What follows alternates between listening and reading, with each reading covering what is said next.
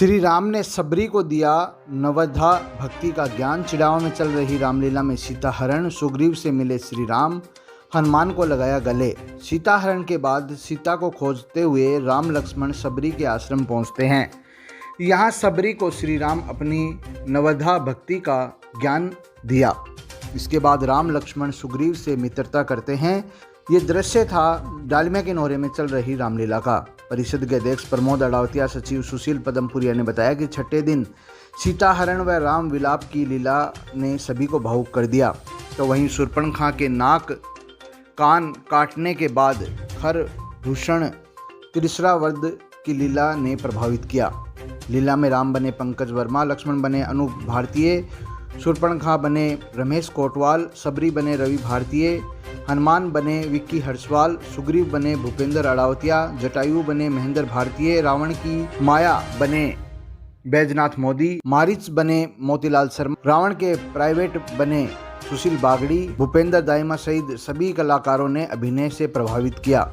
परिषद के कोषाध्यक्ष सुरेश डालमिया और निर्देशक किशोर कुमार नायक ने बताया कि सोमवार को रामेश्वरम ज्योतिर्लिंग स्थापना, सेतुबद्ध और अंगद रावण संवाद की लीला दिखाई जाएगी। बता दें कि इस बार रामलीला में भीड़ भी काफ़ी जुट रही है, क्योंकि कोरोना काल के बाद अब रामलीला का जो आयोजन हो रहा है उसमें काफ़ी संख्या में दर्शक पहुंच रहे हैं और रामलीला के कलाकारों का हौसला बढ़ा रहे हैं। वहीं अपने अभिनय से भी कलाकार लोगों को गुदगुदा रहे हैं और रामलीला का मंचन किया जा रहा है। जिले के सुप्रसिद्ध चंचल नाथ जी के टीले पर दुर्गा महोत्सव का आयोजन जारी। दशहरे पर होगा मूर्ति विसर्जन। झुंझुनू में स्थित चंचल नाथ जी के टीले पर दुर्गा महोत्सव का आयोजन जारी है। चंचल नाथ टीले के पीठाधीश्वर ओमनाथ महाराज ने बताया कि सन 2000 से चंचल नाथ जी के टीले पर दुर्गा महोत्सव का आयोजन किया जा रहा है। पिछले 2 साल कोरोना के चलते यह आयोजन नहीं हो पाया। इस बार हर्षोल्लास के साथ दुर्गा महोत्सव का आयोजन किया जा रहा है। उन्होंने बताया कि नवमी को विशाल भंडारे व रात्रि जागरण का आयोजन किया जाएगा तथा दशहरे के दिन मूर्ति विसर्जन का कार्यक्रम होगा। चलना जी टीला झुंझुनू पर सन 2000 में यहाँ प्रथम बार दुर्गा पूजा शुरू हुई।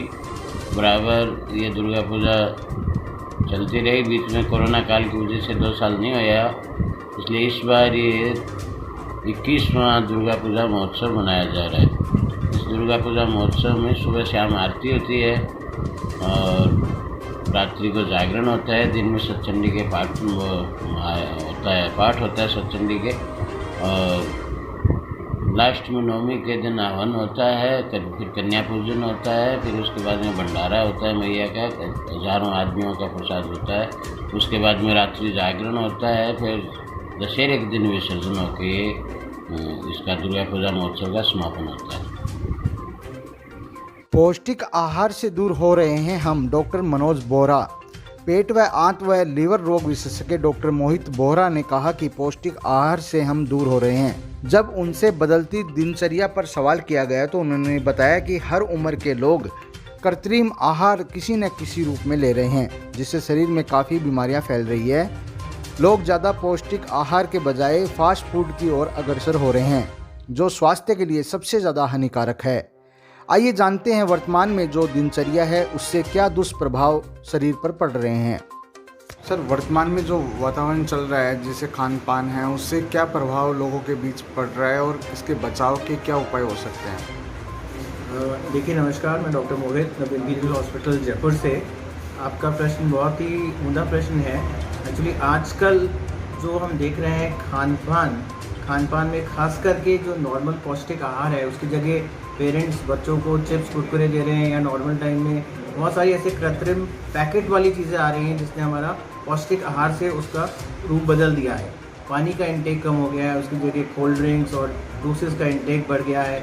ज़्यादातर फास्ट फूड की तरफ लोगों का रवैया बढ़ने लग गया है। फिजिकल एक्टिविटी काफ़ी कम हो गई है।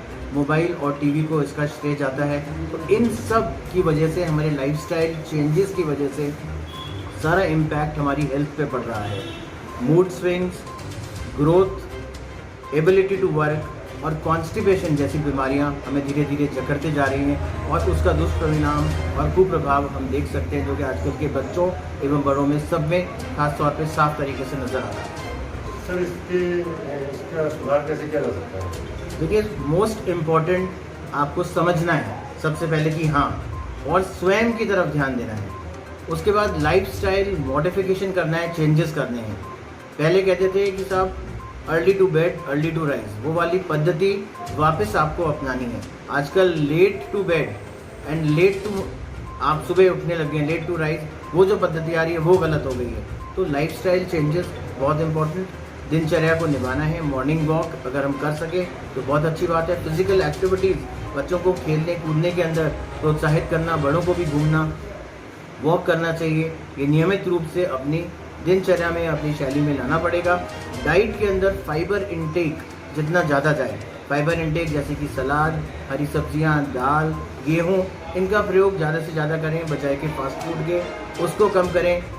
बहुत सारी ऐसी आदतें, चाय, सिगरेट, बीड़ी, गुटखा, अल्कोहल और मोबाइल भी एक तरह की बुरी आदत है। इन सब से हमें एडिक्शन से इनके।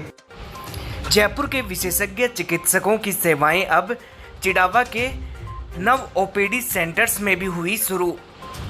चिड़ावा शहर में रेलवे स्टेशन के नज़दीक स्थित नव ओपीडी चैम्बर्स में नव इंपीरियल हॉस्पिटल जयपुर की ओर से बहुउद्देश्य चिकित्सा शिविर का आयोजन किया गया, जिसमें पेट एवं आंत तथा लीवर रोग विशेषज्ञ डॉक्टर मोहित वोहरा तथा न्यूरोलॉजी विभाग के विशेषज्ञ डॉक्टर रवि गोयल ने चिकित्सकीय परामर्श दिया।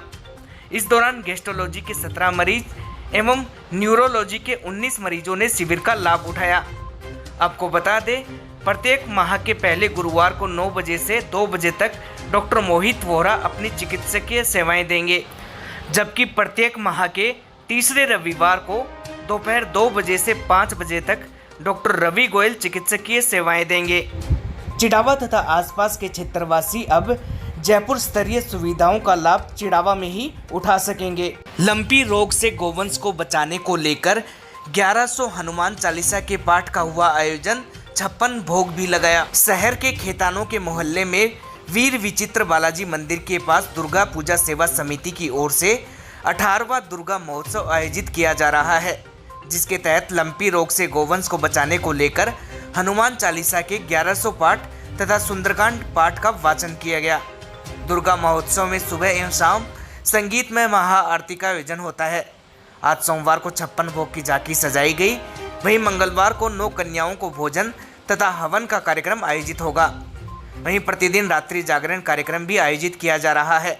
सुबह एवं शाम की आरती में भक्तों की भीड़ उमड़ रही है। दुर्गा महोत्सव के सफल आयोजन में महेश हिसारिया, हरिओम महाराज, मनीष मिश्रा, मोनू वर्मा, विनोद नाई सहित कई कार्यकर्ताओं का अहम सहयोग है।